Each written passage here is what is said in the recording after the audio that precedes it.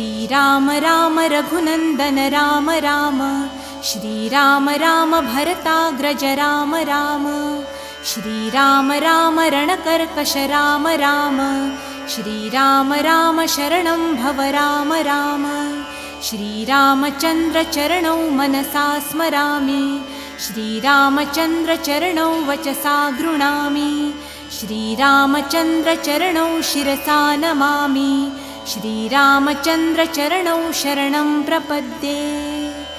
माता रामो मत्पिता रामचंद्रः, स्वामी रामो मत्सखा रामचंद्रः, सर्वस्वं मे रामचंद्रो दयालुन्, नान्यं जाने नैव जाने न जाने। दक्षिणे लक्ष्मणो यस्य, वामे तु जनकात्मजा, पुरतो